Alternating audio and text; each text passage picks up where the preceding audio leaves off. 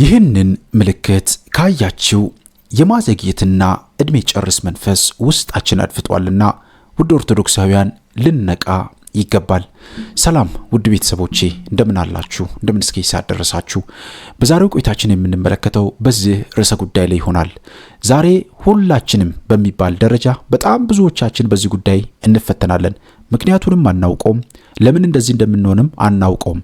ነገር ግን ብዙ ነገራችን በመዘጋትና በመበላሸት በጣም ብዙዎቻችን እድሜያችንን እንጨርሳለን። የተለያዩ መንፈሳዊ ቦታዎችን፣ ገዳማትን፣ የተለያዩ መንፈሳዊ ምግባራትን እየፈጸምን የምንፈልገውን ነገር እናገኛለን ብለን ትዳር ከሆነ ትዳር፣ ስራ ከሆነ ስራ የምንፈልገውን ነገር እናገኛለን ብለን ብዙዎቻችን እንሞክራለን።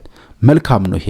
ነገር ግን ከኋላ ያለውን የመናፍስትን ውጊያ ባለመረዳታችንና ይህንን ነገር እያደረገ ያለው የመናፍስትና የአጋንንት ሴራ መሆኑን ባለመረዳታችን ብዙ ዋጋ እየከፈልን እድሜያችን ያለ ፍሬ ህይወታችን ያለ ምንም ነገር እያለፈ ያለን ሰዎች አለን። ይሄ መልእክት የማንቂያ መልእክት ነው። ቢያንስ እንኳን ባለንበት ጊዜና ሰዓት ላይ ቶሎ ብለን መንቃትና ነገሮች ካለፉ በኋላ ሳይሆን ቶሎ ብሎ መንቃት በጣም አስፈላጊ ነው፣ ወሳኝ ነገር ነው።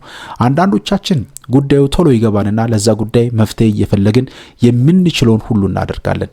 አንዳንዶቻችን ደግሞ የምንናገረው ነገር ቀልድ የሚመስላችሁ፣ ነገር ግን ያንን ሐሳብና መልእክት ራሱ የሚያስተላልፈው ማን እንደሆነ እንኳን ሳንረዳው ዛሬም ድረስ የምንቀልድ ሰዎች አለን። ይሄ መልእክት በጣም ብዙ ዋጋ እየከፈላችሁ ለምትገኙ በየገዳማቱ፣ በየጸበል ቦታው፣ በየመንፈሳዊ ቦታዎች ላይ ዋጋ እየከፈላችሁ እየደከማችሁ ሱባኤ እያያዛችሁ እየጸለያችሁ ላላችሁ፣ በተለይም ደግሞ የመናፍስትን ውጊያ አንሰማም ብላችሁ መናፍስት አይደለም ወይም ደግሞ አጋንንት አይደለም እንደሚያደርገኝ ብላችሁ ለምትቀልዱም ሰዎች መልእክት ነው ይሄ። በጣም በደንብ እንድታስተውሉ ፈልጋለሁኝ። ዛሬም ድረስ ብዙ አይነት መረጃዎች የተንሸራሸሩ ባሉበት ጊዜ ላይ እንደዚህ አይነት ጉዳዮች ላይ ችላ ለምትሉ ሰዎችም ትልቅ መልእክት ነው። አስተውሉ ውድ ቤተሰቦቼ። እንግዲህ እንደነገርኳችሁ ይህ ቪዲዮ የማዘግየትና እድሜ ጨርስ መንፈስ በሚል እንመለከታለን። ዛሬ ብዙዎቻችን እድሜያችንን መስራት የሚገባንን ሳንሰራ ፍሬ አልባ በሆነ መንገድ በህይወታችን ውስጥ ብዙ ዋጋ እየከፈልን እንገኛለን። አስተውሉ ውድ ቤተሰቦቼ። በክርስትና ህይወታችን ውስጥ ትልቁ ሀብታችን ጊዜ ነው። ጠላት ዲያብሎስ ደግሞ ይህንን ወርቃማ ጊዜያችንን በከንቱ እንጨርሰው እድሜያችን ያለ ምን ፍሬ እንዲያልፍና በረከት እንዲዘገይ የሚያደርግ የማዘግየትና እድሜ ጨርስ የተባለው መሰሪ ውጊያ አለው። ይህ መንፈስ አድፍጦ የሚሰራ በመሆኑ ብዙዎቻችን መያዛችንን እንኳን አናውቀውም። ለዚህ ነው ዛሬም ስናወራ ብዙዎቹ ይቀልዳሉ፣ ስንናገር ብዙዎቹ መስማት አይፈልጉም። ስንናገር መናፍስት፣ መንፈስ፣ አጋንንት ነው እያልን ስናወራ ብዙዎቹ ይቀልዳሉ። ዛሬም አጋንንት የለም፣ መንፈስ የለም፣ መተት የሚባል ነገር የለም እያልን ግን ዛሬ ብዙ ዋጋ እየከፈልን እንገኛለን። እግዚአብሔር አምላካችን ከሁላችንም ጋር ይሁን። ከታሰርንበት እግዚአብሔር አምላካችን ይፍታን። በዚህ ቪዲዮ የምንመለከተው 10 ወሳኝ ምልክቶችን እነግራችኋለሁ። እነዚህን ምልክቶች ስትመለከቱ ራሳችሁን በደንብ መመልከት አለባችሁ። መፍትሄውንም ጭምር ስለምነግራችሁ እስከ መጨረሻው ድረስ ከኔ ጋር ቆዩ። ስለዚህ የመጀመሪያው ምልክታችን ውስጣችን ላይ የማዘግየትና እድሜ ጨርስ መንፈስ በተለያየ መንገድ የገባ አብሮን ያደገ የዛር መንፈስ ሊሆን ይችላል። ይህ የዛር መንፈስ ከቆይታ በኋላ ወደ ቡዳነት ይቀየራል። ወደ አይነ ጥላ በመቀየር ይበላናል። እድላችንን፣ በረከታችንን፣ የኛ የሆነው ነገር ፍሬ እንዳያፈራ ይይዝብናል። በሌላ መንገድ ደግሞ ከጓደኛ ወይም ከቤተሰብ የተላከ በተለያየ መንገድ ወደ ውስጣችን የገባ እድሜያችንን እንጨርስ፣ እድሜ አዘግ፣ በቃ በረከት አልባ እንዲሆኑ ፍሬ እንዳያፈሩ አድርግ ተብሎ የተላከ መንፈስ ካለ፣ መተት ካለ ይህንንም እነዚህ ምልክቶች ትመለከታላችሁ። ሌላው ደግሞ በአንድም በሌላም በተለያየ መንገድ ራሳችን ፈቅደነው ወደነው ሄደን የገባንባቸው ሰብስበን የመጣናቸው መናፍስቶች ደግሞ ውስጣችን ሆነው እንዴት እንደሚያዘገዩንም የምንመለከትበት ቪዲዮ ነው። አብራችሁን ቆዩ። ወደ መጀመሪያው ነጥብ ስንሄድ አንደኛው ስራን መጀመር እንጂ አለመጨረስ ነው። አስተውሉ ውድ ቤተሰቦቼ። ዛሬ በጣም ብዙዎቻችን በዚህ ጉዳይ እንፈተናለን። አንዱን እንጀምራለን፣ ሳንጨርሰው ወደ ሌላኛው እንሄዳለን። ያንንም እንጀምራለን፣ ያንን ሳንጨርስ ወደ ሌላኛው እንሄዳለን። በመንፈሳዊ ህይወታችንም ስንመጣ እንደዚህ ነው። በነገራችን ላይ ጸሎት እንጀምራለን፣ ጸሎታችን ፍሬ አልባ ይሆናል። ጸሎት እንጀምራለን፣ ለ3 ለ4 ቀን ለሳምንት እንጀምራለን፣ ከዛ በኋላ እናቆማለን። ለአንድ ወር እንጸልያለን፣ ከዛ በኋላ እናቆማለን። እንደዚህ አይነት የተቆራረጠ ነገር ያለባችሁ ሰዎች በጣም ራሳችሁን ልትፈትሹ ይገባል። መጽሐፍ ቅዱስ እንደዚህ ይላል ውድ ቤተሰቦቼ። በሉቃስ ወንጌል ምዕራፍ 9 ከቁጥር 52 ላይ እንዲላል፣ በእርፍ ላይ እጁን አኑሮ ወደ ኋላ የሚመለከት ለእግዚአብሔር መንግስት የተገባ አይደለም ይላል። አስተውሉ። ስለዚህ ወደ ኋላ የሚመልሰን ነገር ካለ፣ ወደ ኋላ የሚጎትተን ነገር ካለ፣ ወደ ኋላ የሚይዘን ነገር ካለ፣ አንድ ነገር ጀምረን ወደፊት እንዳንሄድ እንቅፋት የሚሆንብን ነገር ካለ በደንብ እዚህ ጋር ክርስቲያኖች ልታስተውሉ ይገባል። የመናፍስት ውጊያ፣ የአጋንንት ሴራ፣ የመንፈስ ሴራ፣ የዛሩ፣ የአይነ ጥላው፣ የቡዳው፣ የመተቱ፣ የሟርቱ፣ የእርግማኑ መንፈስ ምን ያህል እኛን ወደ ኋላ እየጎትተን እንዳለ ልታስተውሉ ይገባል። መስራት ፈልጋችሁ ስራችሁን ውጤታማ እንዳይሆን ጀምራችሁት እንዳትጨርሱ የያዛችሁት እንዳይሳካ የሚያደርግ ውስጣችን ያደፈጠ መንፈስ አለ። የኛን ደስታ፣ የኛን በረከት፣ የኛን ስኬት የማይፈልግ መንፈስ አለ ማለት ነው። ይህንን ስንናገር ሁሌ ስለ አጋንንት በቃ እስካለንበት በዚህ ምድር ላይ እስካለን ድረስ የአጋንንት የመናፍስት ሥራ በህይወታችን ውስጥ አለብን። ክርስቲያን ሁሌም ልነቃ ይገባል። ሁሌም። ለዚህ ነው መጽሐፍ ቅዱስ ላይ በማለዳ ንቁ እያለን የምንናገረው። ክርስቲያን ሁሌ ንቁ ሊሆን ይገባል። ንቁ፣ በሃይማኖት ቁሙ፣ ጎልምሱ፣ ጠንክሩ ተብሎ የተነገረ ለዚህ ነው ውድ ቤተሰቦቼ። ስለዚህ እኔን በደንብ ልታስተውሉ ይገባል። አንድን ነገር በታላቅ ጉጉት ትጀምራላችሁ፣ ነገር ግን መጨረሻው ላይ ሳይደርስ በሆነ ምክንያት ትተዋላችሁ። ህይወታችሁ በጅምር ስራዎች የተሞላ ይሆናል። አስተውሉ። ብዙዎቻችን ለምን እንዳቆምን እንኳን ማወቅ አንፈልግም። ለምን ስራው እንደተሰናከለብን እንኳን ማወቅ አንፈልግም። ምክንያቱም ማወቅ ግዴታ ነው። ለምንድነው ያ ነገር ፌል ያደረገባችሁ? ለምንድነው የተበላሸባችሁ ብላችሁ መጠየቅ አለባችሁ። በተለይም ክርስቲያኖች እንደዚህ አይነት ጥያቄ ካልጠየቅን በህይወታችን ውስጥ ትልቅ ዋጋ እንከፍላለን። ለዚህ ነው ዛሬም ብዙዎቻችን ፍሬ አልባ እየሆንን ያለ ነው። ገዳማት እንሄዳለን፣ ብዙ ቦታ እንሄዳለን፣ የምንፈልገውን ነገር ማግኘት አልቻልንም። ለምንድነው ይሄ የሆነው ብለን ከእግዚአብሔር ጋር በአግባቡ ቁጭ ብለን በተለይም በተግባረ ክርስትና ውስጥ ሆነን በተለይም ደግሞ በየጸበሉ በየገዳማቱ ስንሄድ ብዙ አይነት ነገሮችን እንመለከታለን። ግን ያንን ነገር የምንመለከተው አስተውሉ፣ አንዳንዶቻችን መንፈስ ያለበት ሲጮህ ከዛ በኋላ ከመጣችሁ በኋላ የምትቀልዱ ሰዎች አላችሁ። እዛ ቦታ ላይ መንፈስ ያለባቸው ሰዎች ሲጮሁ ወይም ደግሞ መንፈስ ያለበት ሰው ሲጮህ ድምፅ ሲያሰማ ብዙዎቻችን የምንቀልድ ሰዎች አለን። የኛ ግን ውስጥ ቁጭ ብሎ አድፍጦ ከባህሪያችን ጋር ባህሪ ሆኖ ከልማዶቻችን ጋር ልማድ ሆኖ ስለተቀመጠ ምልክት ስላልሰጠ ምንም አልሆንም ብለን የምናስብ ሰዎች አለን። አስተውሉ፣ እንዲህ አይደለም። ለዚህ ነው የመናፍስቱን ውጊያ ተረዱ የምንለው። ምክንያቱም በጣም በብዙ መንገድ ዛሬ መናፍስት ህይወታችንን እያጠቁን ስለሆነ ማለት ነው። ስለዚህ ስራን መጀመር እንጂ አለመጨረስ፣ እንደዚህ አይነት ነገር ካለ በደንብ ልታስተውሉ ይገባል።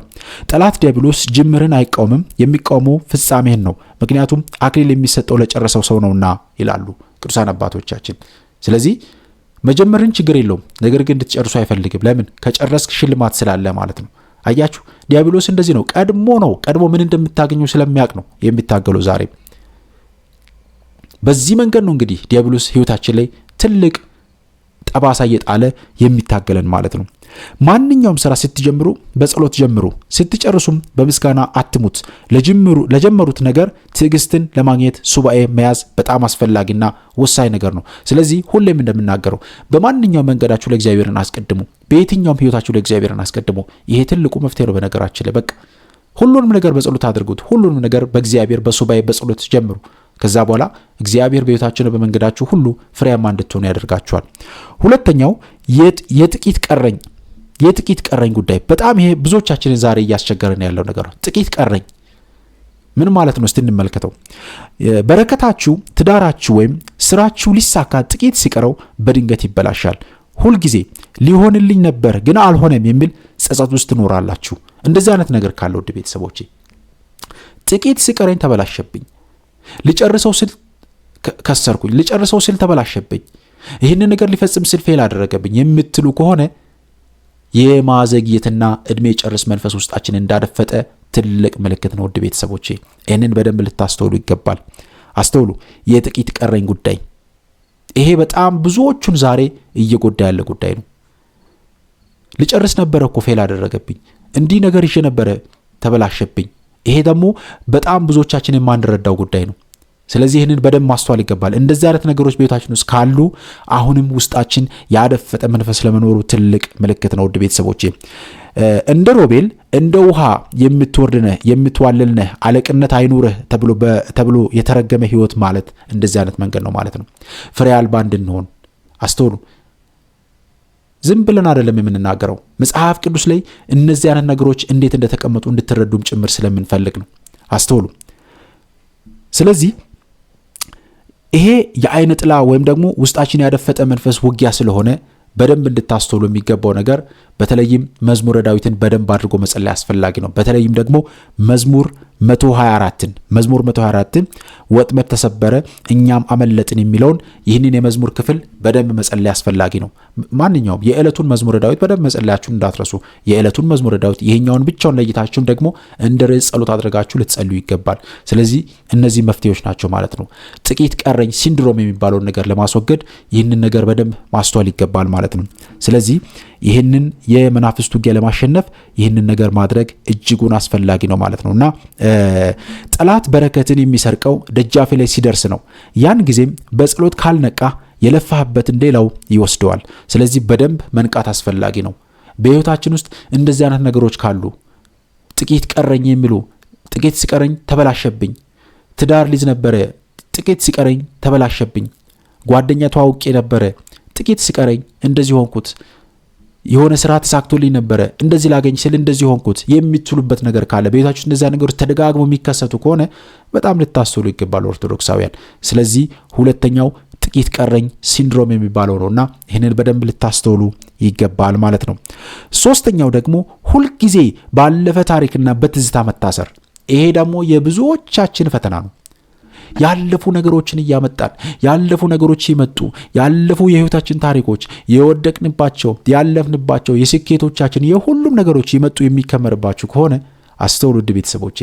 ወደፊት ሄዳችሁ ፍሬ እንዳታፈሩ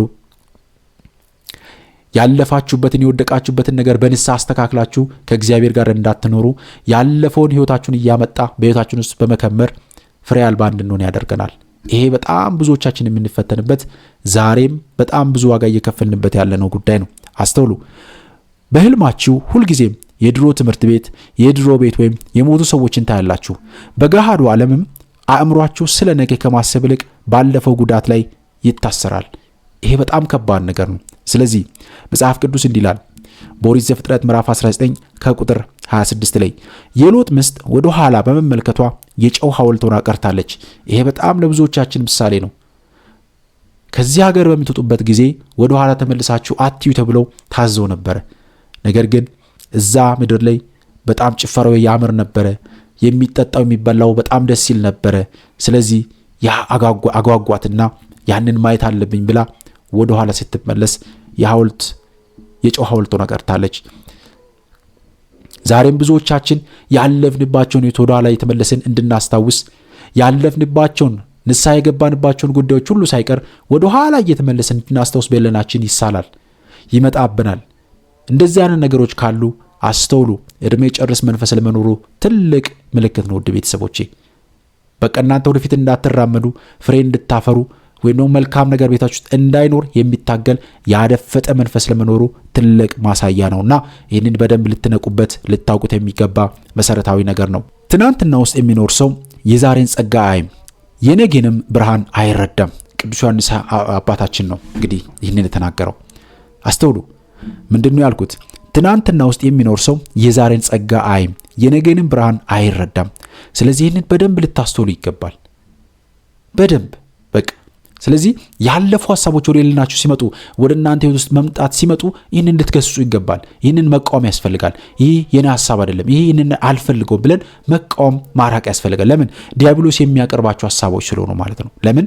እኛ ፍሬ እንድናፈራ አይፈልግም። ምክንያቱም ወደፊት እንድንጓዝ ስለማይፈልግ፣ ወደ ኋላ ማስቀረት ስለሚፈልግ ባለፉ ትዝታዎች፣ በቆዩ ትዝታዎች ከዚህ በፊት ባደረግናቸው ነገሮች እኛን ወጥሮ በመያዝ ህይወታችንን ይዟልና ይህንን በጣም ልናስተውል ይገባል። የቆየ የዛር መንፈስ መርገም ወይም እስራት እንዲበጠስ የንስሐ አባት መያዝና የማስተሰሪያ ጸሎት ማስደረግ እጅጉን አስፈላጊ ነው። በዚህ አይነት መንገድ ውስጥ የምትፈተኑ ሰዎች እንደዚህ ማድረግ በጣም አስፈላጊ ነው። የንስሐ አባት ያሌላችሁ የንስሐ አባት ይዛችሁ ከንስሐ አባቶቻችሁ ጋር መነጋገር እጅጉን አስፈላጊ ነው። ስለዚህ የዛር መናፍስቶች ፈተና ደግሞ እጅጉን ከባድ ነው። እንደዚህ አይነት ነገሮችን እያመጣ በህልናችን በህይወታችን ውስጥ በመሳል ብዙ ዋጋ እንድንከፍል ያደርገናልና ይህንን ማስተዋል በጣም አስፈላጊ ነው። አራተኛው ደግሞ የትዳርና የቃል ኪዳን መዘግየት ነው። ዛሬ በጣም ብዙዎቻችን ደግሞ ከምንቸገርበት ጉዳይ አንዱ ይሄ ነው። ለትዳር ብለን ሱባኤ እንገባለን፣ መልስ ሳናገኝ እንቀራለን። በጣም በሚገርም ሁኔታ ብዙ ዋጋ እንከፍላለን። ኢቭን ትዳሩም ከተገኘ በኋላ ከትዳሩም በኋላ ራሱ ብዙ ነገር ውስጥ የምንገባ ሰዎች ደግሞ አለን። ብዙ ነገር ያደርጋል። ምክንያቱም የዲያብሎስን ሴራና ዓላማ ካልተረዳችሁ ራሱ መንፈሱ ራሱ ያጋባል። ትዳሩ ላይ ብዙ አይነት መከራና ብዙ ችግር እንዲመጣና ብዙ ነገሮች እንዲከሰቱ ያደርጋል። ስለዚህ በጣም ማስተዋል የሚገባን ነገር ነው። አራተኛው የትዳርና የቃል ኪዳን መዘግየት ነው። ዛሬ በጣም ብዙዎቻችን የተለያዩ ገዳማት እንሄዳለን፣ የተለያዩ መንፈሳዊ ቦታዎች እንሄዳለን። ነገር ግን የመናፍስትን ሴራና የመናፍስትን ውጊያ ካልተረዳን እጅጉን እድሜያችንን በማስጨረስ በተለይም ደግሞ ጠቋር የሚባለው መንፈስ በዚህ ጉዳይ ላይ የተዋጣለት ነው። የተዋጣለት ነው። በተለይም አሁን ባለንበት ዘመን ላይ ትውልዱን በደንብ አድርጎ የያዘ መንፈስ ቢኖር ጠቋር የሚባለው መንፈስ ነው። መንፈሳዊ በመምሰል እድሜያችንን በየገዳማቱ እንድንጨርስ የሚያደርግ አንዱ ትልቁ የዛር መንፈስ ቢኖር ጠቋር የምንለው መንፈስ ነው። ይሄ በጣም እጅጉን ከባዱ የመንፈስ ሴራ ነውና የትዳርና የቃል ኪዳን መዘግየት ነው። ትዳር ለመያዝ ዝግጁ ብትሆኑም የሚመጡት ሰዎች ያለ በቂ ምክንያት ይጠፋሉ፣ ወይም ደግሞ በማይመጥናችሁ ህይወታችሁን በሚያበላሹ ሰዎች ትከበራላችሁ ማለት ነው። ስለዚህ አስተውሉ። ዛሬ ስንቶቻችንን የሚቀርቡ ትዳሮችን ገፍተን ያራቅናቸው? እሱማ እኮ እንደዚህ ነው፣ እሱ እንደዚህ የለውም፣ እንደዚህ ነገር ነው አቃቀር በማውጣት በተለይም ደግሞ ሴቶች እኔ በጣም ብዙ ሰዎችን አውቃለሁ በዚህ ጉዳይ ላይ በጣም ብዙ ሰዎችን። ስለዚህ በጣም መጠንቀቅ የሚገቡ ወሳኝ ነገሮች ናቸው እነዚህ ነገሮች። ስለዚህ የማዘግየትና እድሜ ጨርስ መንፈስ ውስጣችን ለማድፈጡ ትልቅ ማሳያዎች እነዚህ ናቸው።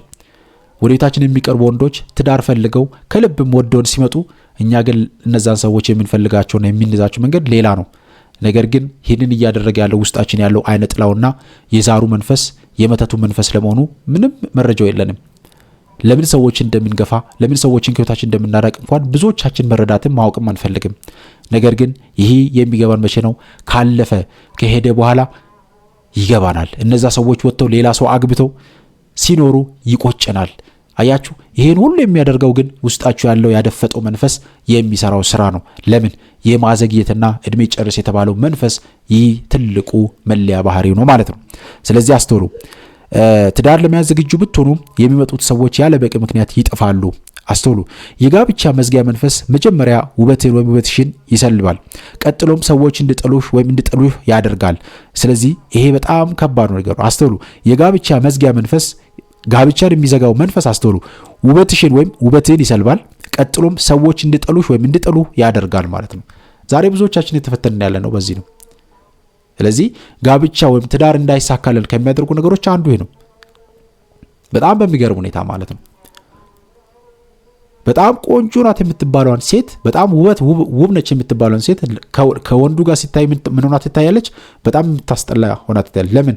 ያ ሰው የሚመለከተው በራሱ አይን አይደለማ፣ በመንፈሱ አይን ስለሚያይ ማለት ነው። ምክንያቱም መንፈሱ መልካም ነገርን ስለማያሳይ ማለት ነው።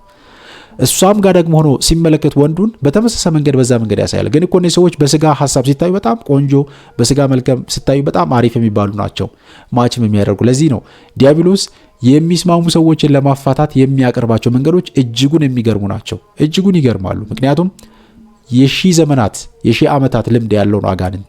እኛንን ዛሬ በአመትና በ2 ወር በ3 ወር ጸሎትና ስግደት አጋንንት ለምን አልወጣልኝም እያልን የምንታገለው። አባቶቻችን ለዘመናት ከሱ ጋር ሲታገሉ ኖረዋል። አሁንም የታገሉ ይገኛሉ። በቤታችን ሁሌም የትግል ሜዳ ነው። ስለዚህ መንቃት ነው የሚያስፈልገው። ዲያብሎስን መቃወም ነው የሚያስፈልገው። መንቃት መበርታት ነው የሚያስፈልገው ዘውትር። ስለዚህ ይህንን ማድረግ እጅጉን አስፈላጊ ነው ማለት ነው። እንግዲህ እንደነገርኳችሁ ለዚህ ጉዳይ መፍትሄው መዝሙር 25 ነው። መዝሙር 25 አቤቱ መንገድን አመልክተኝ የሚለውን እየጸለዩ በጸበልና በቅባ ቅዱስ መታጠር እጅጉን አስፈላጊ ነው።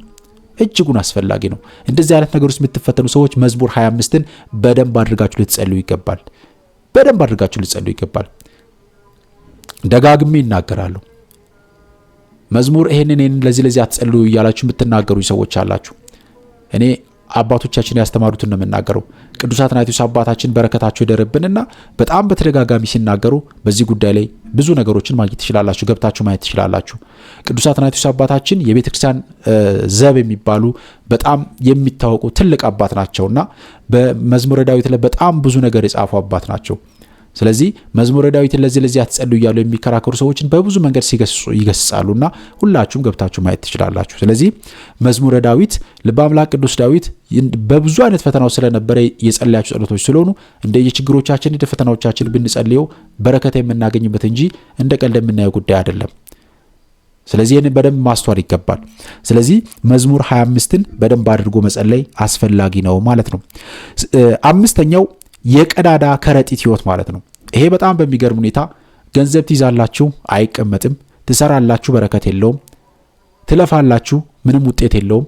የቀዳዳ ከረጢት ማለት ነው። አስቀምጥን ብላችሁ ስታስቡ ይፈሳል፣ ሰበሰብን ስትሉ አታገኙትም ማለት ነው። ስለዚህ ገንዘብ በእጃችሁ ይገባል፣ ነገር ግን ምንም ላይ እንደዋለ ሳታውቁት እንደ ጢስ ይበናል። በረከታችሁ እንድጠራቀምና ለቁም ነገር እንዲውል አይፈቀድለትም ማለት ነው። ይሄ በጣም ከባድ ነገር ነው።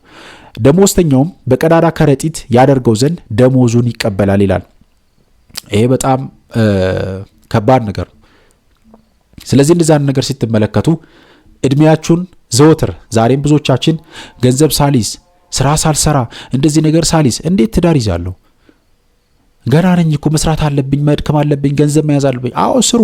ግን ለምንድነው በረከት እያጠነ ያለ ነው? ለምንድነው ገንዘብ አልያዝ ያለን? ለምንድነው በቤታችን በኑሯችን ውስጥ በረከት የጠፋው? ለምንድነው ገንዘባችን አልባረክ ያለው? ማድረግ ያለብንን ማድረግ ስላልቻለን ነው። ስንቶቻችንን አስራት በኩራት እያወጣን ያለ ነው? ስንቶቻችንን በገንዘባችን መልካም ነገር እየሰራን ያለ ነው?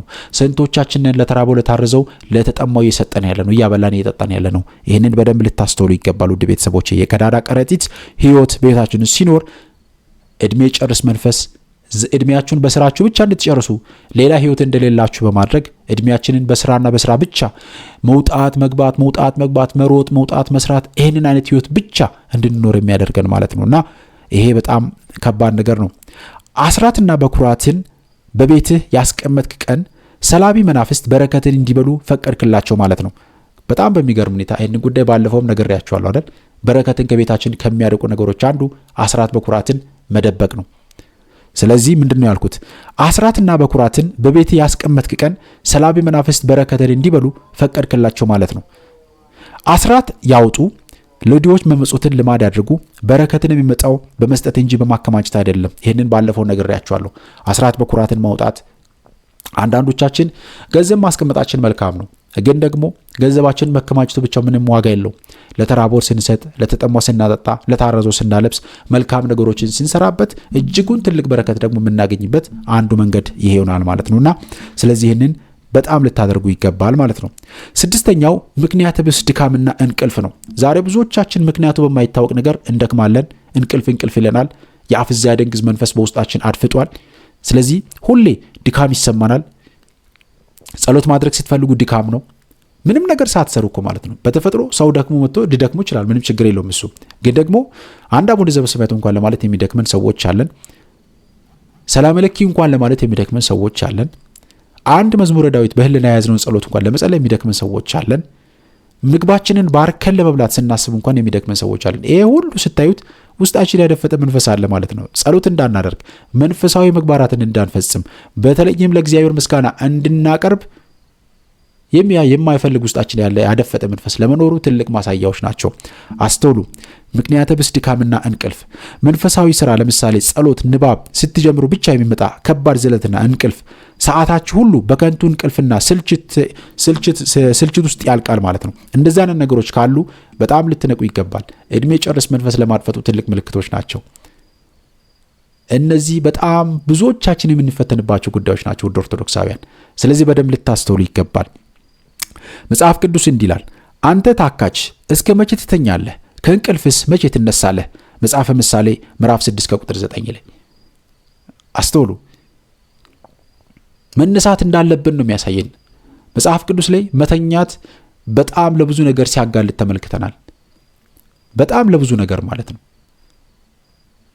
ዛሬም ባለንበት ህይወት ውስጥ ለጸሎት ከተኛን፣ ለምስጋና ከተኛን፣ ለመንፈሳዊ ምግባራት ከተኛን ብዙ ዋጋ እንቀበላለን ማለት ነው። ብዙ ዋጋ፣ ከባባድ ዋጋዎች። ስለዚህ በጣም መንቃት አስፈላጊ ነው ማለት ነው።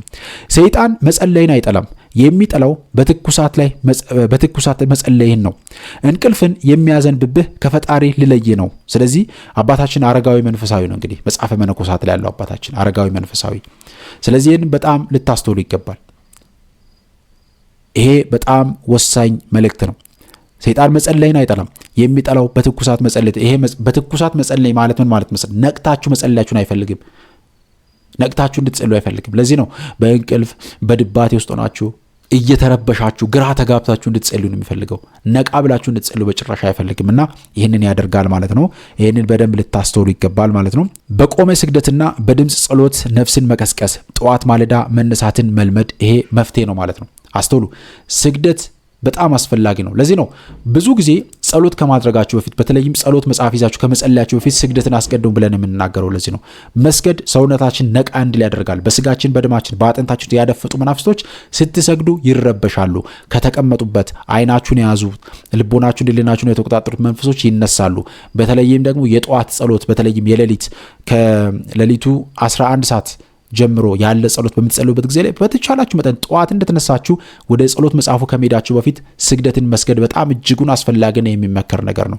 ስለዚህ ስግደትን ማስቀደም በጣም አስፈላጊ ነው ውድ ቤተሰቦች። ስለዚህ በጣም ድምፅን ከፍ አድርጎ መጸለይን ከዚህ በፊት ነግሬያችኋለሁ። ድምፅን ከፍ አድርጎ መጸለይ እጅጉን አስፈላጊ ነው።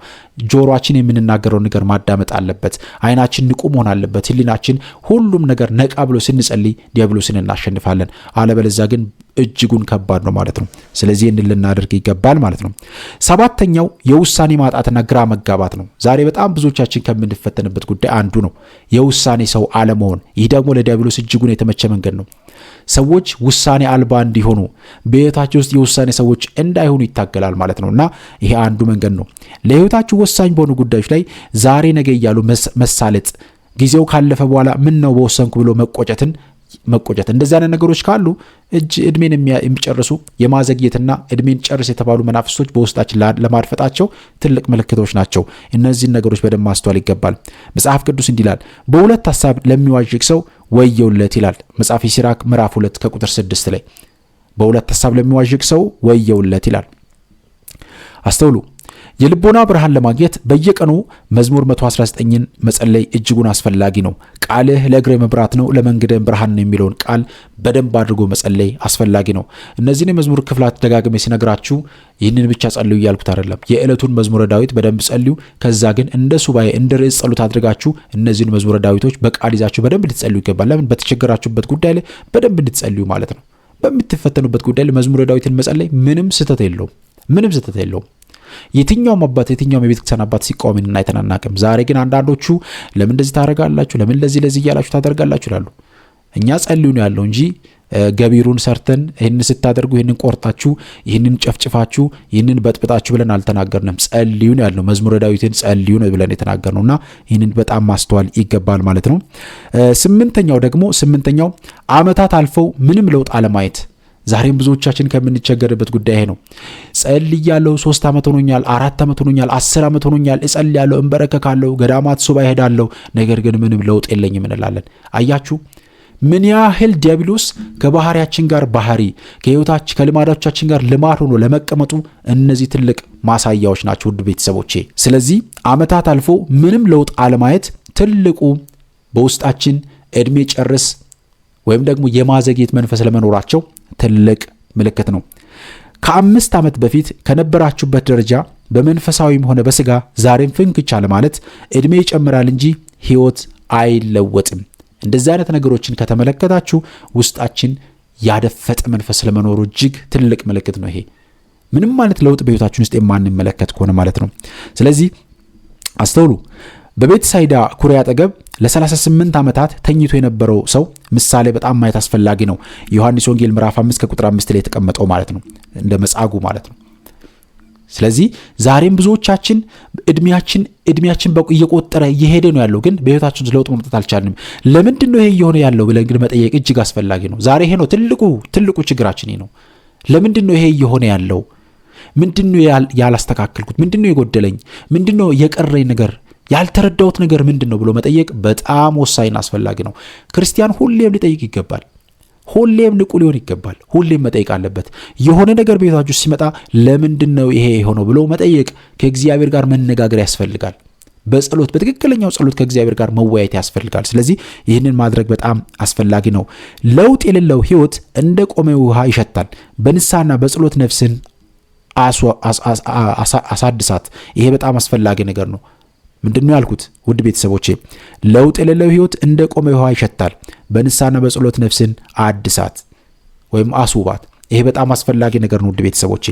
ስለዚህ ህይወትን የሚቀይር ንጹህ ንስሐ መግባትና ከቆየ ልማድ መውጣት እጅጉን አስፈላጊ ነው። ስለዚህ ንስሐ መግባት ለዚህ ጉዳይ በጣም አስፈላጊ ነው ማለት ነው። ንስሐ መግባት፣ ንስሐ ከገቡ በኋላ ወደ ስጋውና ደሙ መቅረብ እጅጉን የተመረጠና አስፈላጊ ነገር ነው።